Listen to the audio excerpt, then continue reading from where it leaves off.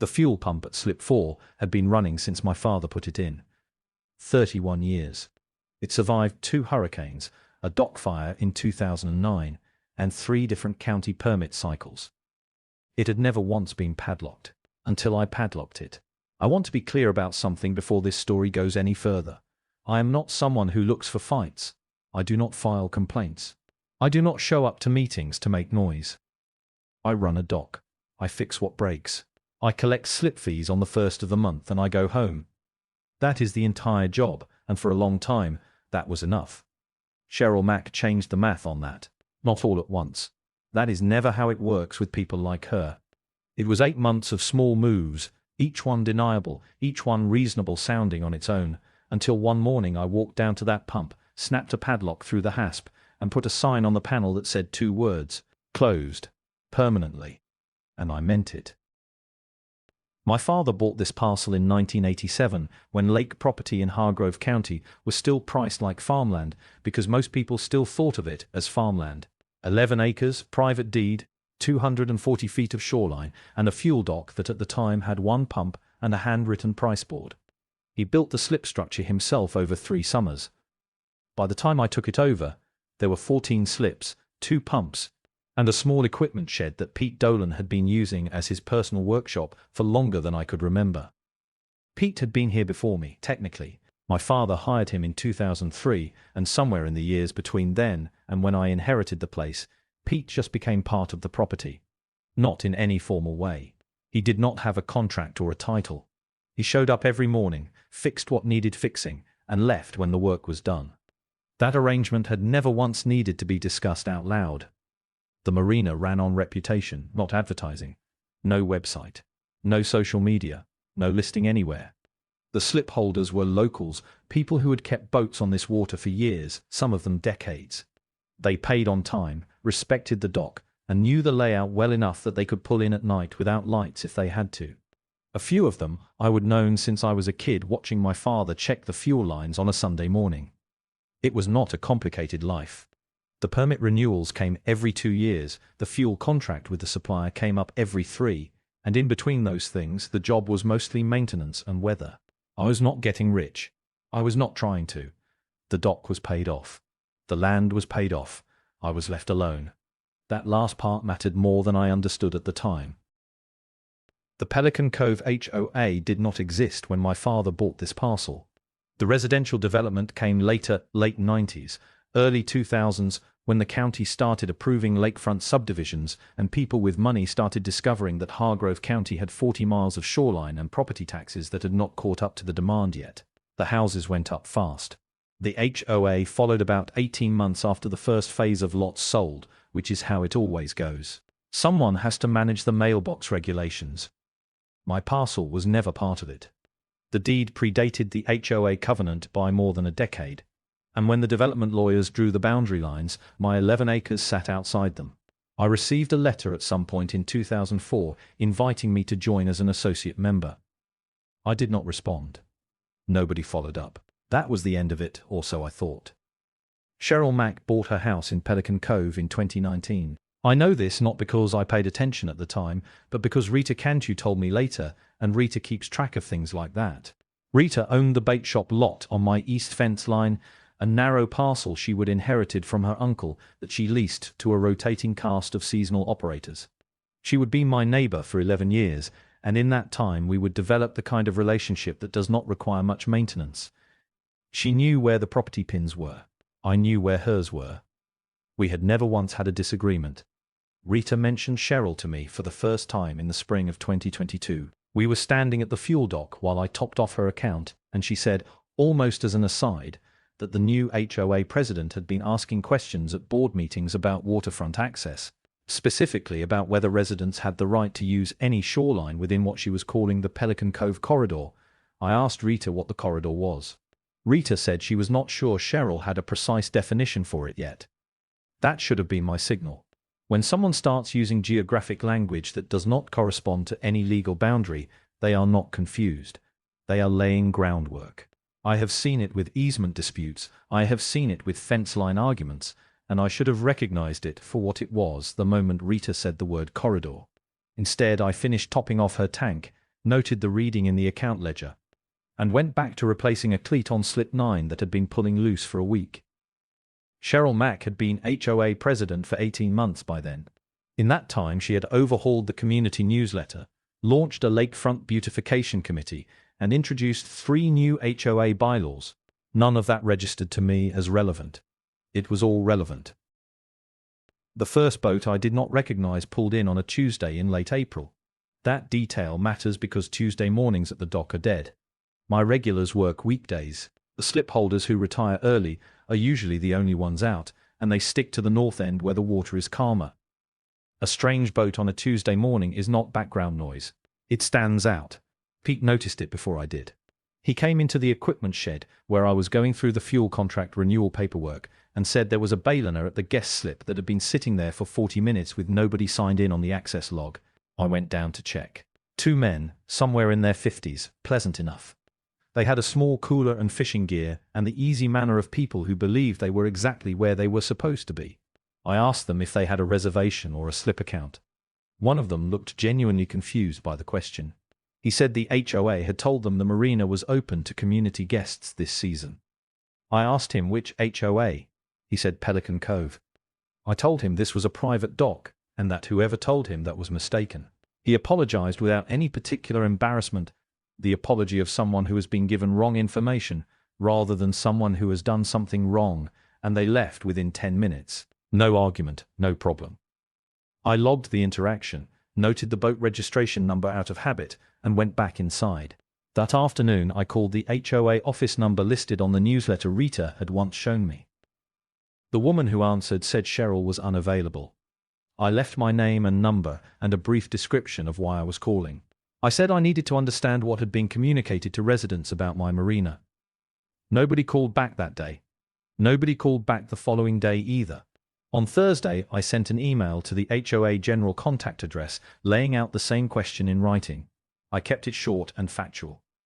I said my marina was private property, that I had no agreement with the HOA regarding guest access, and that I needed clarification on what had been told to residents before it happened again. The reply came 4 days later. It thanked me for reaching out and said the board would discuss my concerns at the next scheduled meeting. The next scheduled meeting was 6 weeks away.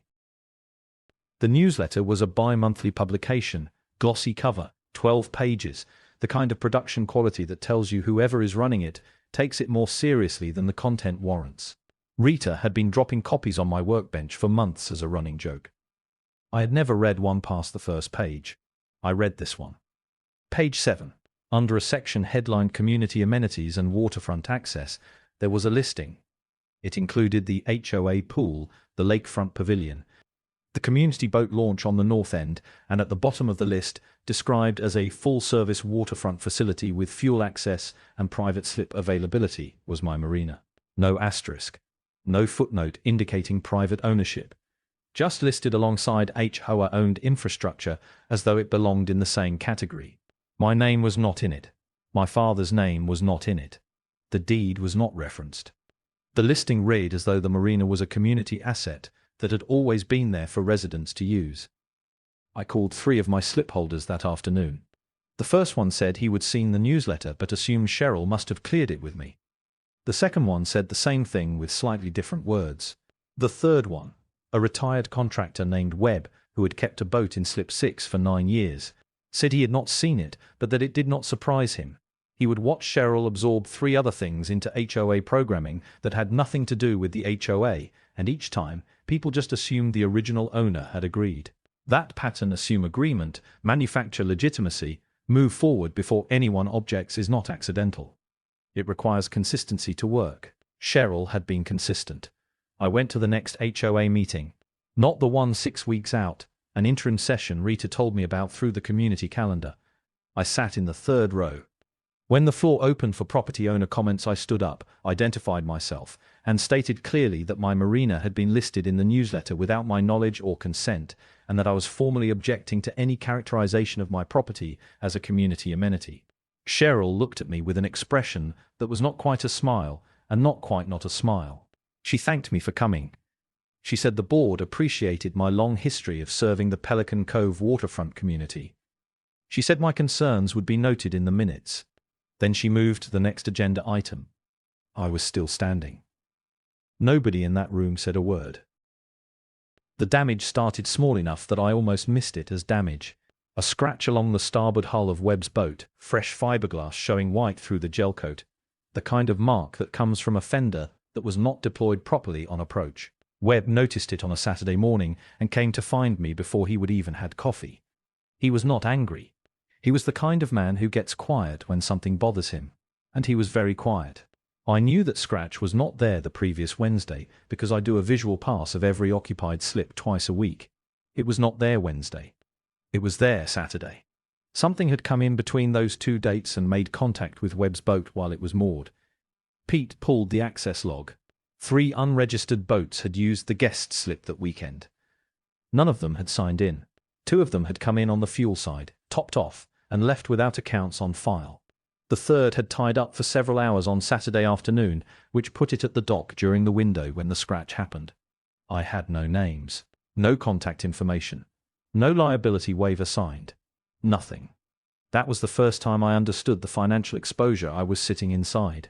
If something serious happened, a boat fire, a collision, a slip and fall on the dock, and the person involved had been told by the HOA that this was a community amenity open to residents and guests, I would be the one holding a private property deed with no signed waivers and no documented warnings. Cheryl's newsletter listing had effectively transferred the assumption of public access onto my dock while leaving all the liability exactly where it had always been. With me.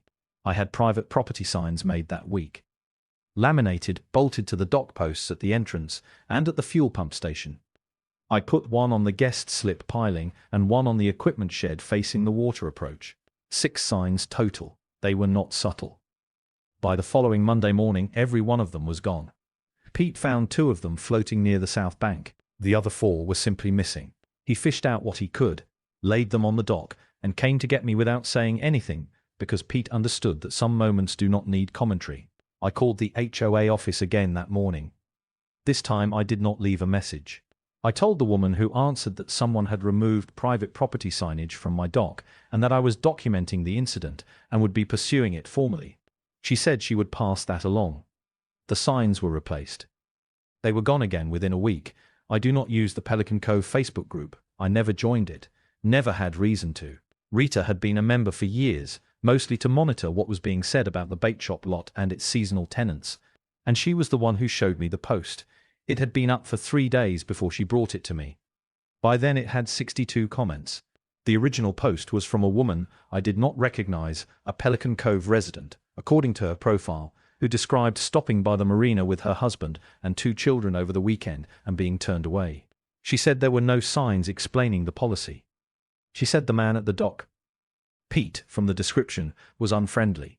She said she had been told by the HOA that the Marina was open to residents and felt embarrassed showing up somewhere she was not welcome.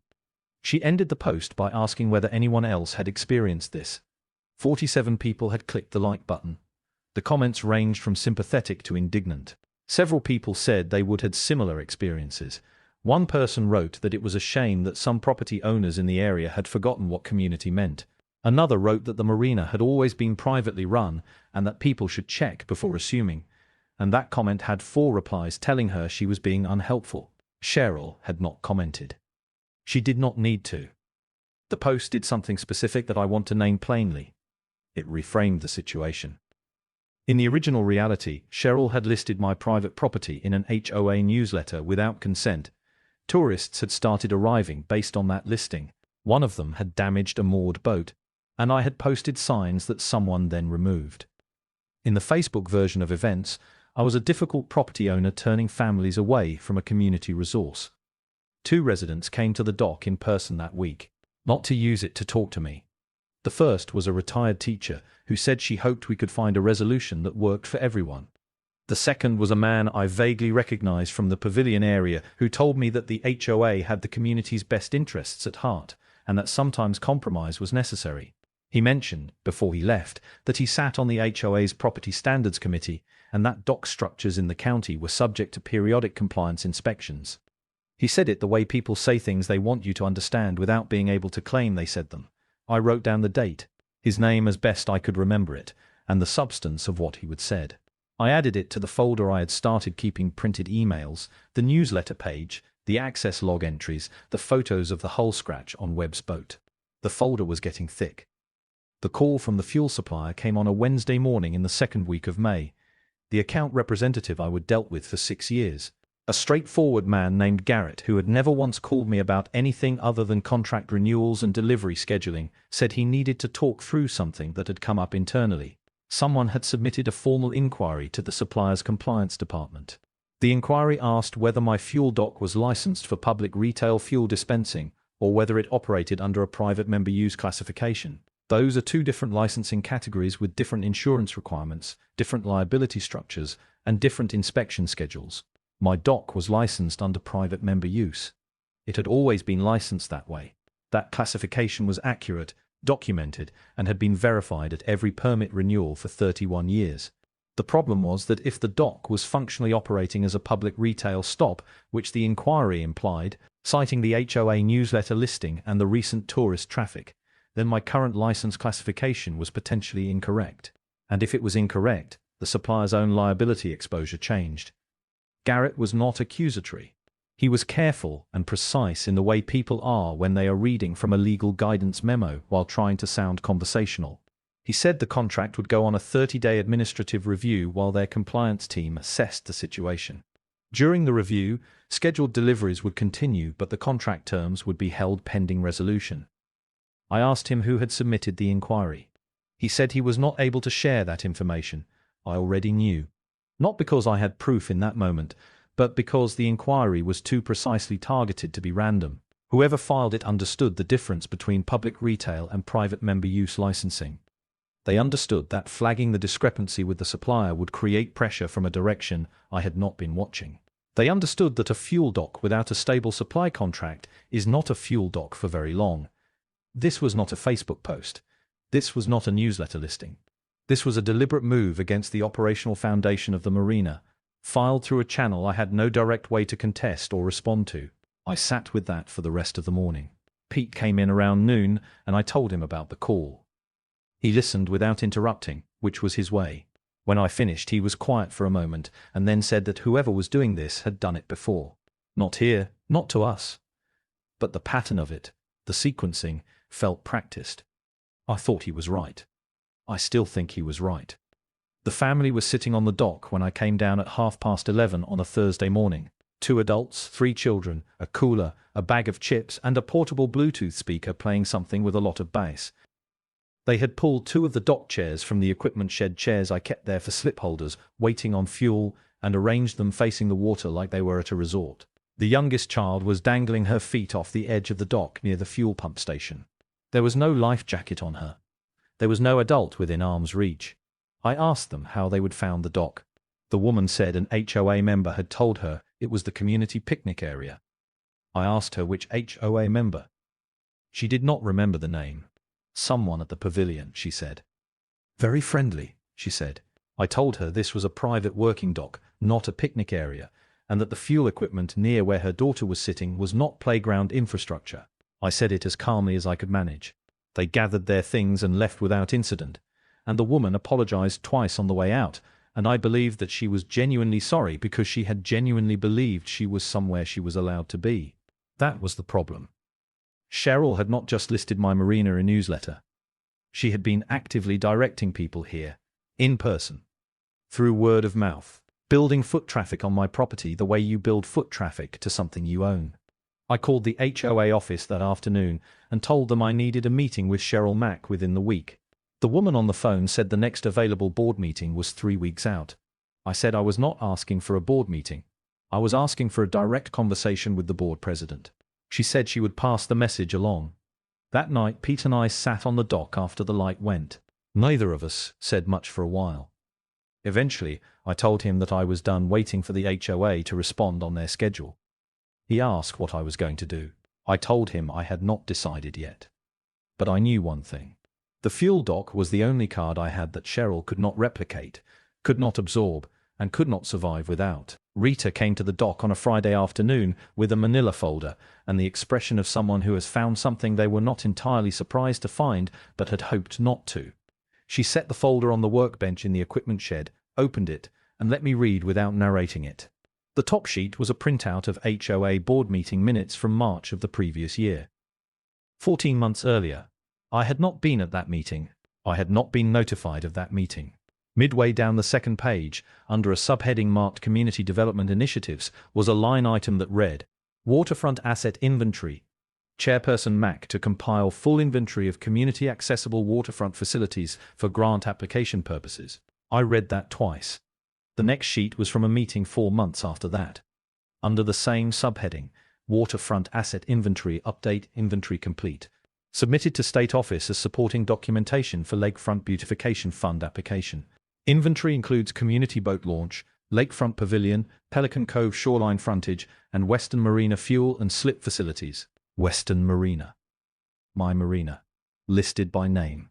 I kept reading. Rita had pulled 3 separate grant applications the HOA had submitted to the State Coastal Recreation and Beautification Fund over a 14-month period.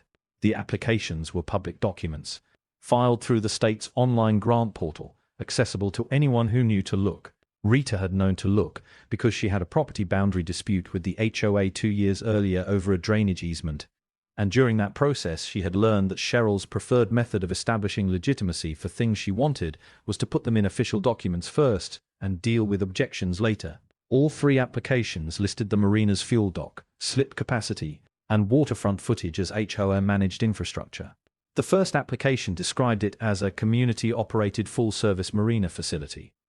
The second referred to it as an HOA-maintained waterfront amenity serving Pelican Cove residents. The third, the most recent, listed specific infrastructure details: pump capacity, number of slips, linear footage of dock that could only have come from someone who had either accessed my permit filings or physically measured the dock themselves. My name appeared nowhere in any of the 3 documents. Not as owner, not as operator, not as a private party whose consent had been obtained. The marina was presented throughout as HOA property. I closed the folder and set it on the workbench. Pete was in the doorway. He would seen Rita arrive and had stayed close without making it obvious. I asked Rita how long she would been sitting on this. She said 2 weeks. She said she would wanted to be sure she had the complete picture before she brought it to me because she knew what it meant and she had not wanted to bring me half of it. I appreciated that. I told her so. Then I asked her if there was more. She reached into the folder and pulled out one more sheet. There was more. The last sheet in Rita's folder was a grant award notification. Official state letterhead, dated 11 weeks prior. The ink at the signature line was slightly smeared. The kind of thing that happens when someone pulls a document from a printer before the toner has fully set, someone in a hurry, or someone excited. The Pelican Cove HOA had been awarded a partial disbursement from the State Coastal Recreation and Beautification Fund, $34,000. The award letter cited the HOA's waterfront asset inventory as a primary qualifying factor. It noted the association's demonstrated access to full-service marina facilities, shoreline frontage, and community fuel infrastructure. My fuel dock had helped Cheryl Mack win a $34,000 grant. I read the award letter 3 times. Not because it was complicated, it was not, but because I wanted to make sure I understood exactly what I was looking at before I said anything out loud. Rita watched me read. When I set the paper down, she said there was one more thing I needed to understand about the grant terms. She had pulled the program guidelines from the State Office website. Under the conditions of the award, recipient organizations were required to maintain continuous public access to all waterfront amenities listed in their application for the duration of the grant period. The grant period was 3 years. If any listed amenity became inaccessible to the public during that period, the HOA would be in breach of the award conditions. Breach carried a mandatory clawback provision, full repayment of disbursed funds, plus a 2-year suspension from state grant programs. I sat with that for a moment. Everything that had happened over the past 8 months, the newsletter listing, the verbal directions to residents, the removal of my signs, the inquiry to the fuel supplier, the HOA member showing up at my dock to mention compliance inspections, none of it was impulsive. It was not a board president throwing her weight around because she could. It was a maintenance operation. Cheryl needed my dock open and publicly accessible because she had already spent money she had won by claiming it was. Closing my own dock on my own property would cost her $34,000 and her grant standing. That was why the signs kept disappearing. That was why the supplier inquiry was filed the moment I started pushing back.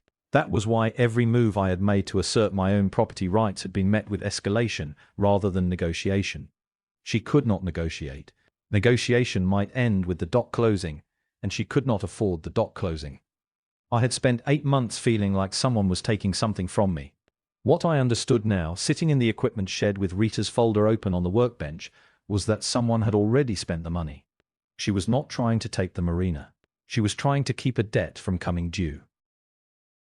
We did not make any decisions that night. That was deliberate. Rita left the folder with me, and I told her I needed 24 hours before I did anything with it, because the worst moves in situations like this are the ones made while the information is still fresh and the anger has not found its level yet. She agreed. Pete locked up the equipment shed and we both went home. The following evening I called an attorney. Not a general practice lawyer. Not someone who handled wills and real estate closings. Rita had given me a name, a woman named Carver who worked property rights cases out of an office in the county seat, and who had represented Rita during the drainage easement dispute 2 years earlier. Rita said she was precise, prepared, and did not bill hours for conversations that did not move the case forward. That last quality mattered to me as much as the first two. I gave Carver the summary over the phone.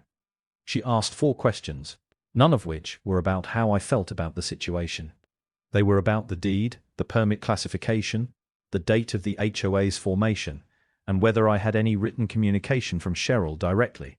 I told her the deed predated the HOA covenant by 12 years, the permits were current and correctly classified, and that every communication from Cheryl had been through the HOA office or through the newsletter, nothing signed, nothing on her personal letterhead. Carver said that was fine.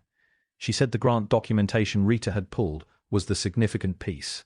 She said that using a private third party's property in a public grant application without consent and collecting funds on the basis of that representation had a name. She did not use the legal term on the phone. She did not need to. I understood what she meant. She said she would review the documents and come back to me within 3 days with a formal assessment. In the meantime, I called the Hargrove County Marine Authority directly. Not to file a complaint yet, just to ask a procedural question. I wanted to know what the process was for reporting a misrepresentation of a licensed facility in a public document. The duty officer I spoke with was straightforward. He said I would need to submit a written statement with supporting documentation, and that once received, the authority would open a compliance review. He said the review timeline was 60 to 90 days. 60 to 90 days was too slow for most of what I needed, but the compliance review was not the primary move. It was the paper trail. It established that I had formally notified the relevant authority of the misrepresentation before taking any action myself. That sequencing mattered. The primary move was the fuel dock. 12 miles to the nearest public marina. 1 pump. My padlock. That was the whole strategy. Everything else was the foundation it needed to stand on. Carver called back in 2 days, not 3. She had reviewed the grant documents, cross-referenced the HOA's filed covenant boundaries against my deed, and confirmed what Rita and I had already understood: my parcel was outside HOA jurisdiction in every applicable legal sense.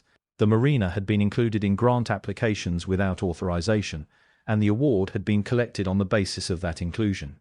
She used precise language in the written assessment she emailed me. I read it twice, saved it in the folder alongside Rita's documents, and printed a hard copy. The first move was the certified letters. Carver drafted them. They went out to every unregistered boat that had used the dock in the past 60 days, 14 vessels in total, identified through registration numbers Pete had been logging since the first Tuesday the bailiner showed up. The letters were not aggressive. They stated plainly that the recipient had accessed private property without authorization, that no public access agreement existed between the property owner and any HOA or community organization, and that the property owner reserved all rights regarding the unauthorized access. The second move was the formal written objection to the HOA board. 1 letter, certified mail, addressed to the board as a body rather than to Cheryl specifically. It stated that Carl Weston, as sole deed holder of the parcel at the listed address, formally objected to the inclusion of his property in any HOA documents, communications, grant applications, or public listings, past or present. It requested written confirmation within 14 days that all such references had been removed. It was copied to the Hargrove County Marine Authority and to the State Coastal Recreation and Beautification Fund's Grant Compliance Office. That last copy was Carver's addition. I had planned to send it to the county only. Carver said the state grant office needed to be on the distribution list from the beginning so that when the compliance review opened, there was a documented record showing the grant office had been notified of the dispute before any formal investigation began.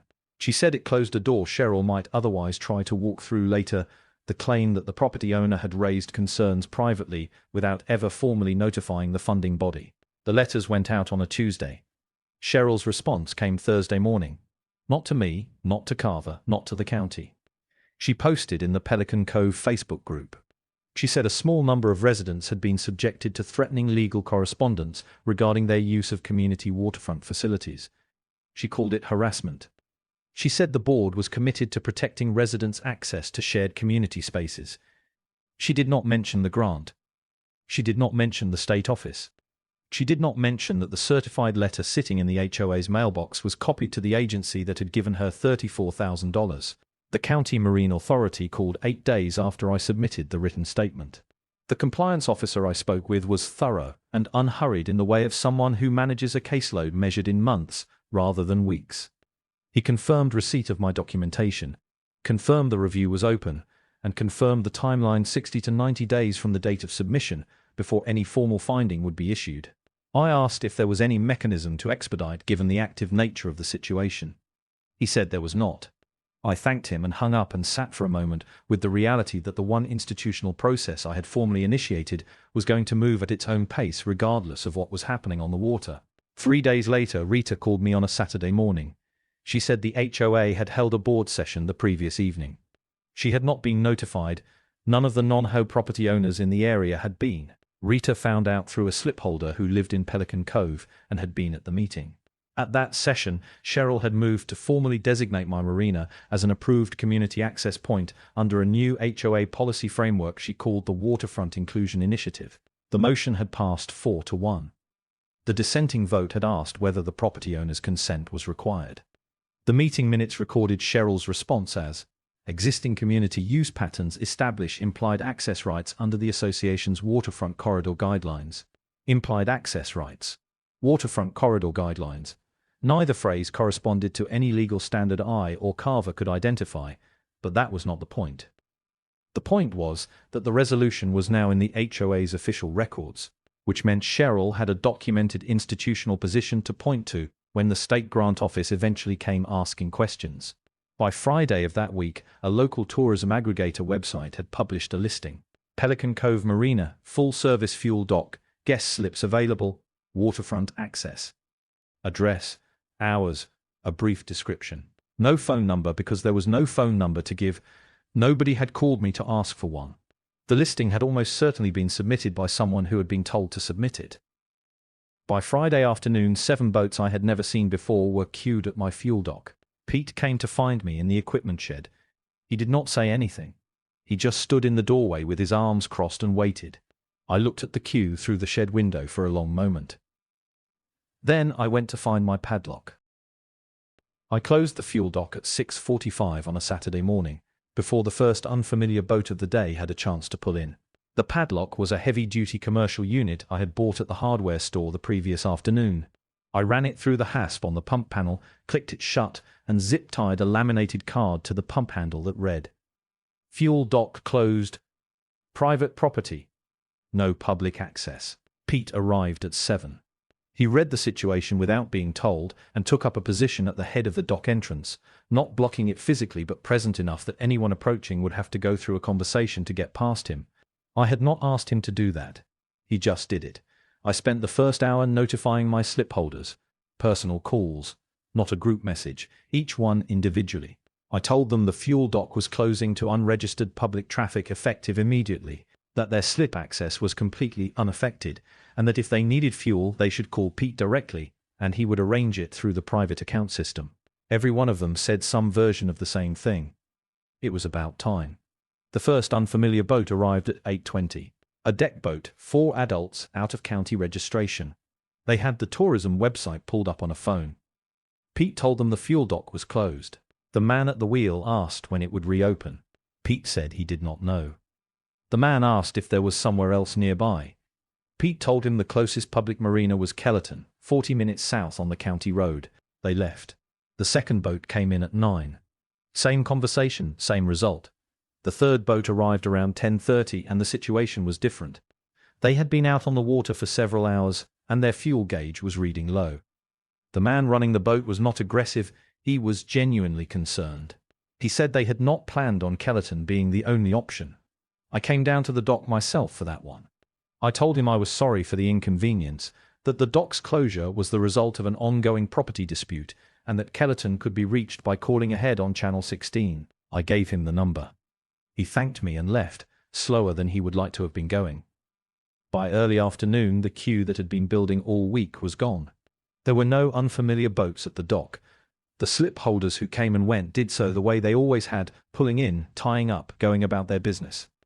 The dock was quiet in the specific way it used to be quiet before any of this started. Pete and I ate lunch on the dock. Neither of us said much. At some point he mentioned that it felt like the old place. I told him not to get used to it yet. I knew Cheryl well enough by then to know that the padlock on that pump panel was not the end of anything. It was the beginning of the part where she had to decide what $34,000 was worth to her. The stranded boat call happened on Sunday afternoon. Not the family from Saturday, a different vessel, two couples who had launched from a private ramp on the north end of the lake and had been out since morning. They had planned to fuel at my dock on the way back in, based on the tourism website listing. When they arrived and found the pump padlocked, they turned back toward the middle of the lake to head for Escalating. They did not make it. They called for a non-emergency Coast Guard assist at 2:40 in the afternoon, reporting a vessel adrift with insufficient fuel to reach the nearest available dock. The assist was logged. That log entry, like all non-emergency marine assist logs in the county, fed automatically into a public safety scanner feed that a handful of local journalists and scanner hobbyists monitored. One of them was a reporter named Selena Prout, who covered the county beat for the regional paper. She picked up the log entry Sunday evening, ran a quick search on the Marina address, found the tourism website listing, found that the listing conflicted with the private property status of the parcel, and on Monday morning made 2 calls. The first was to me. I gave her a brief factual statement. The Marina was private property, it had been misrepresented in HOA documents, I had filed a formal complaint with the County Marine Authority, and the dock was closed pending resolution of the dispute. I told her I had documentation supporting everything I would said and that she was welcome to review it. The second call Selena made was to the Pelican Cove HOA. Cheryl was unavailable. A board member named Patterson took the call and said the HOA stood by its characterization of the Marina as a community waterfront amenity, and that the property owner's closure of the dock was an act of bad faith against the residents of Pelican Cove. Selena's third call was to the State Coastal Recreation and Beautification Fund's public information line.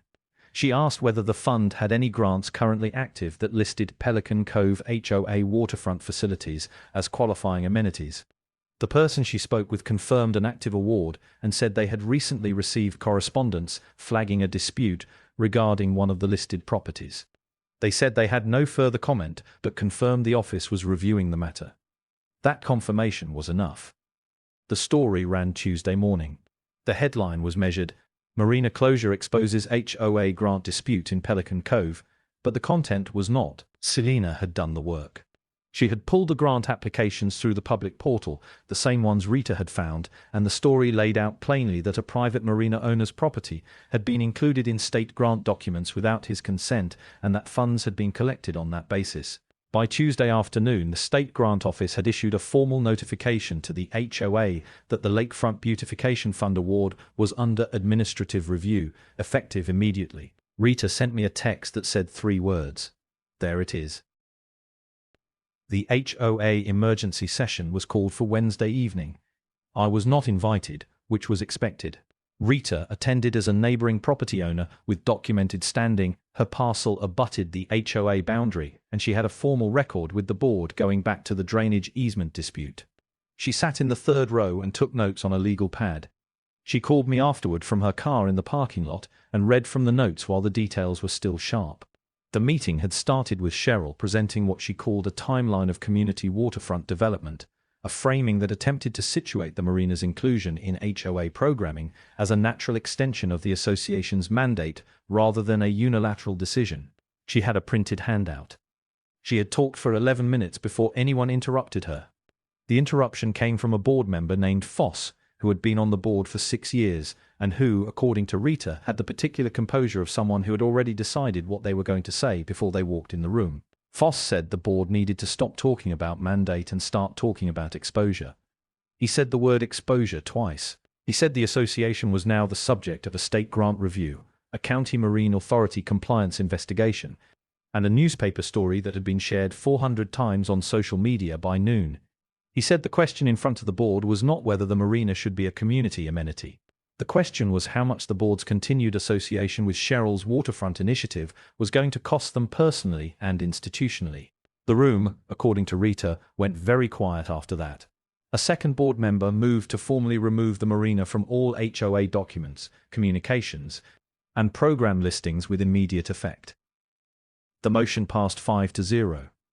Cheryl voted with the majority. Rita noted that detail specifically because she said the expression on Cheryl's face when she cast that vote was the expression of someone trying to make a sinking look like a controlled descent. A third motion passed directing the HOA's attorney to prepare a formal written acknowledgement to Carl Weston that his marina was private property outside HOA jurisdiction, and that the association had no claim to access, management, or representation of the facility in any form. Cheryl then attempted to introduce a motion recharacterizing the grant applications as a clerical error in the asset inventory process. Foss said he did not think that was a conversation the board should be having in an open session. The motion was not seconded. The meeting adjourned 40 minutes after it started. Rita said that when people filed out of the room, nobody stopped to talk to Cheryl. Not the board members. Not the residents who had attended. She gathered her printed handout from the table alone and walked out to the parking lot alone. Rita said it was the quietest exit she had ever watched. The state grant office letter arrived at the HOA's registered address on a Friday. Rita knew because she drove past the HOA office that morning and saw it sitting on the front desk through the glass door, a thick envelope with the state seal in the upper left corner, unopened. She texted me a photo. I saved it without responding. The formal clawback notice came 10 days after that. The State Coastal Recreation and Beautification Fund had completed its administrative review and determined that the Pelican Cove HOA's grant application had included third-party private property assets without documented owner consent in violation of program eligibility requirements. The full disbursement of $34,000 was to be returned within 45 days.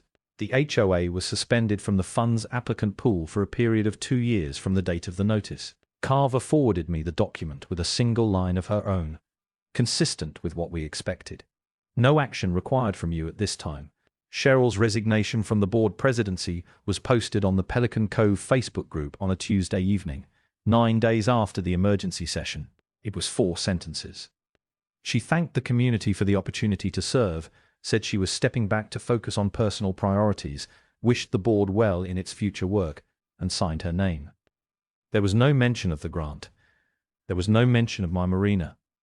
There was no mention of anything that had actually happened. 41 people liked the post. Several commented with thanks for her service. One person wrote that she had done a lot for the community, and it was a shame things had ended this way. Nobody said what things specifically or how specifically they had ended. I did not comment. The HOA's formal written acknowledgement arrived by certified mail the following week. It was on association letterhead, signed by the acting board chair, Foss, as it turned out, and it stated in plain language that the parcel at my address was private property outside the jurisdiction of the Pelican Cove HOA, that the association had no access rights, management authority, or representative standing regarding any facility or infrastructure on the parcel, and that all prior references to the property in HOA documents had been removed from the association's active records. I read it twice. Then I walked to the Marina office, took my father's original deed down from where it hung on the wall beside the permit renewals, and put the HOA letter up next to it. Same nail. Same wall. Then I went to the pump panel, cut the zip tie on the laminated closed sign, and removed the padlock. The fuel dock opened on a Thursday morning, 9 days after I had closed it. Webb called on the second Monday after the dock reopened. Not about a problem. There was no problem. He called to say he had renewed his slip contract for another 2 years, and that he wanted me to know directly rather than just dropping the signed paperwork in the box. He said the place felt like itself again. I told him I appreciated that. We talked for about 4 minutes, which for Webb was a long conversation. The tourism website listing disappeared sometime in the week after the story ran. I do not know who removed it or whether it was taken down voluntarily or at someone's request. It was there on Tuesday and gone by the following weekend, and I did not spend time trying to find out the details. It was gone. That was enough. Pete got a raise. I had been meaning to do it for 2 years and had kept finding reasons to defer it. The fuel contract review, the permit cycle, one thing after another. I sat down with him one morning in the equipment shed, told him what the new rate was, and told him it was retroactive 90 days. He nodded, said thanks in the way Pete says thanks, which is quietly and once, and went back to replacing a fuel line fitting he had been working on. That was the entire conversation. It was the right length. Rita and I started a standing Thursday morning arrangement. Coffee on the dock, 7 of the clock, before either of us had anything else pressing. It had started the morning after the emergency session when she came by to debrief, and we would ended up sitting there for an hour and a half without noticing the time. After that it just continued. We did not formalize it or name it. It was simply the thing we did on Thursdays. She brought the coffee. I supplied the dock. The HOA, under Foss's interim leadership, sent a second letter 3 weeks after the first. It was brief, 2 paragraphs acknowledging that the association's previous characterization of the waterfront corridor had been applied incorrectly in several instances and that boundary clarifications had been issued to all relevant committee chairs. It was the bureaucratic equivalent of someone quietly picking up broken glass and hoping nobody asks how it got there. I filed it behind the first letter, same folder. My father bought this parcel because he wanted to run a dock and be left alone. He was not a complicated man in his ambitions. He understood that the value of a thing is not always what it earns. Sometimes it is simply what it protects. The 11 acres, the 240 feet of shoreline, the fuel pumps he installed himself over a summer he never stopped talking about. He understood that those things had weight beyond their dollar value, and he spent 30 years making sure the paperwork reflected that weight precisely. I think about that when I think about the 9 days. 9 days. The dock was closed for 9 days. In that window, a $34,000 grant disbursement was clawed back, a board presidency ended, a 2-year funding suspension was issued, a county compliance review produced findings, and a formal written acknowledgement of my property rights arrived by certified mail. 9 days to dismantle 8 months of careful, patient construction. The fuel dock was never a weapon. I want to be clear about that. It was infrastructure. It was a licensed commercial pump on private land that I maintained, permitted, and operated for the same reason my father had, because it served the people who needed it, and because it was mine to operate or not operate as I saw fit. Cheryl Mack spent 8 months trying to make that distinction irrelevant. She needed it to be a community resource because she had already spent the money as though it was. It was not. That distinction between what belongs to you and what someone else has decided to treat as theirs is not a small thing. It does not require a fight to defend. It requires clarity, documentation, and occasionally, one padlock applied at the right moment on the right piece of equipment. The rest takes care of itself. If you have ever had someone take something that was not theirs, not dramatically, not all at once, but incrementally, through paperwork and newsletters and committee votes and the slow accumulation of assumptions, then you already understand what Carl was dealing with before I explained a single detail. You recognized it in the first paragraph because you have felt that particular kind of frustration, the kind that has no clean moment of confrontation, the kind that just keeps arriving in new forms every time you think it has stopped. Carl did not win because he was louder than Cheryl. He did not win because he had better lawyers or more money or more friends on the right committees. He won because he understood one thing she did not account for, that the thing she needed most was the one thing she had no control over. 12 miles to the next fuel dock, 1 padlock. 9 days. That is the whole story. If this one landed for you, drop a comment below and tell me where you think Carl should have drawn the line sooner. There is no wrong answer, and I read everyone. And if you want more stories about property rights, quiet leverage, and the people who finally stop absorbing and start acting, you already know what to do. The emails showed what people knew. I spent most of the next day reviewing the packet Derek had given me.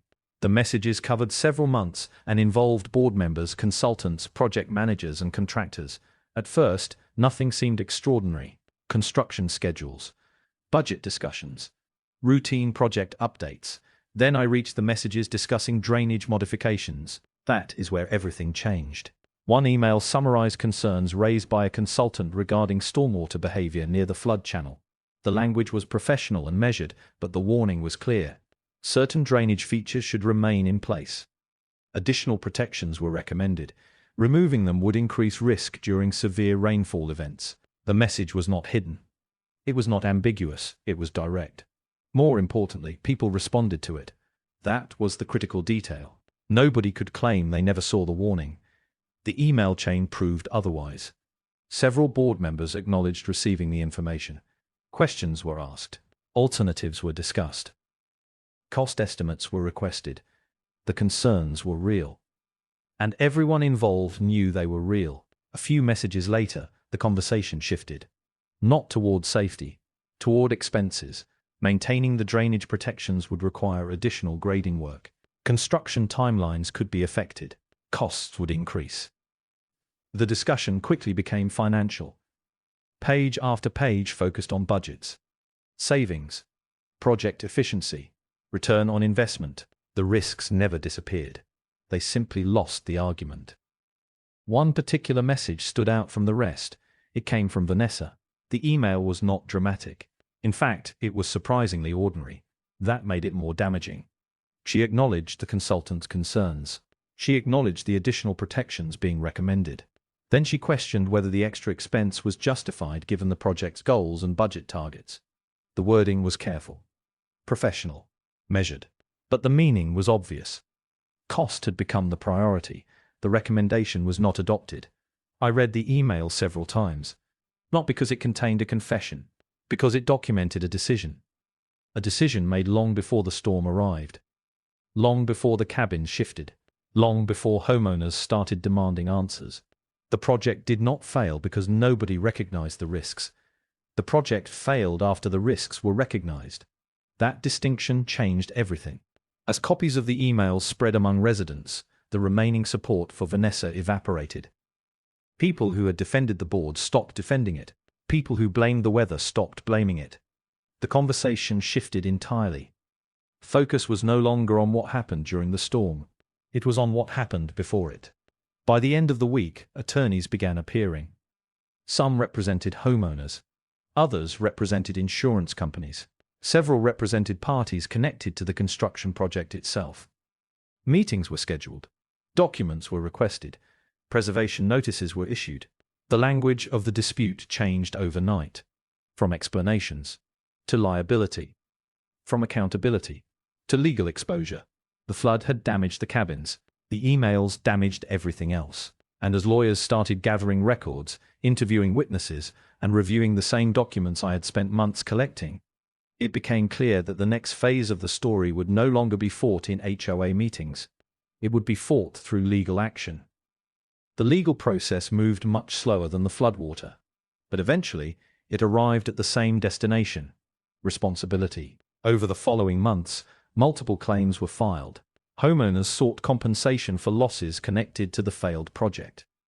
Insurance companies launched their own investigations. Contractors hired attorneys. Consultants protected themselves with documentation. Everyone involved wanted answers.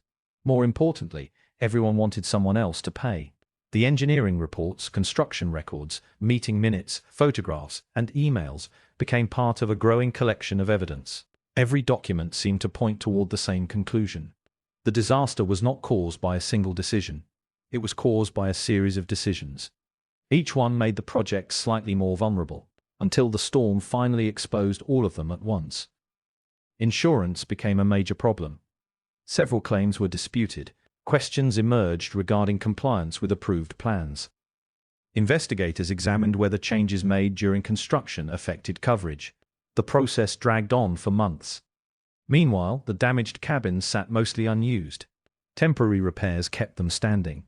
But nobody wanted to invest serious money into a project surrounded by uncertainty. The dream of a luxury retreat community disappeared quickly. Reservations were cancelled. Expansion plans vanished. Marketing efforts stopped. The cabins that were supposed to generate revenue became a source of expense instead. Eventually, settlement agreements were reached. The exact details remained private. Most of those agreements always do. What mattered was the outcome. Money changed hands, claims were resolved, and the project that once promised growth became an expensive lesson. The political consequences arrived as well. Pressure from residents continued building until the HOA leadership could no longer ignore it. Special elections were discussed. Board positions were challenged. Calls for change became impossible to avoid. Vanessa fought to keep her position. For a while, it seemed she might succeed. But trust, once lost, is difficult to recover, especially when documents keep proving people right. By the end of the year, she was no longer HOA president. The vote was not close. The community had made its decision. The project survived. Her leadership did not. Life eventually returned to normal. The lawsuits faded. The meetings became less crowded. The arguments grew quieter. But every time someone drove past the cabins, they remembered what happened. And why. Several months later, after most of the headlines disappeared, I found myself returning to the flood channel on a calm afternoon. The storm was gone. The controversy was mostly over. The valley was quiet again.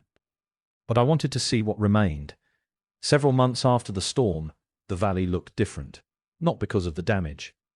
Because of the repairs. The first thing I noticed was the overflow basin. It was back. Not exactly the way it had been before, but close. Engineers had redesigned portions of the area and construction crews had restored the depression that once helped manage excess water during major storms. Fresh vegetation covered parts of the basin. New erosion controls lined sections of the drainage route. Most importantly, the land was working the way it was supposed to work. I walked along the edge of the flood channel for nearly an hour. The water level was low. The current was calm. Nothing about the scene suggested the chaos that had unfolded there months earlier. That was the strange thing about nature. It does not hold grudges. It simply keeps doing what it has always done. The channel flowed through the valley exactly as it had before the cabins were built. The restored overflow basin waited quietly beside it. The repaired landscape blended into the surrounding terrain so naturally that someone visiting for the first time might never realize a disaster had happened there. But I remembered. And so did everyone else. The cabins still stood farther up the valley. Repaired. Modified. More heavily protected than before. Expensive lessons tend to produce expensive corrections. I stopped near the edge of the restored basin and looked across the property one final time. For months, people argued about permits, engineering decisions, budgets, responsibilities, and blame. In the end, the most important lesson was much simpler. Water does not negotiate. It does not care about projections. It does not care about marketing brochures. It does not care how confident people are. And it certainly does not care how expensive their plans might be. It only follows the path the land gives it. The HOA learned that lesson the hard way. Vanessa learned it the hard way. A lot of people did. As for me, I stood there listening to the quiet flow of water moving through the channel and felt something I had not felt in a long time. Relief. The valley was finally doing what it was supposed to do. And the lesson left behind was one nobody in that community would ever forget. Water does not care how expensive your plans are. It only cares where it has always intended to go.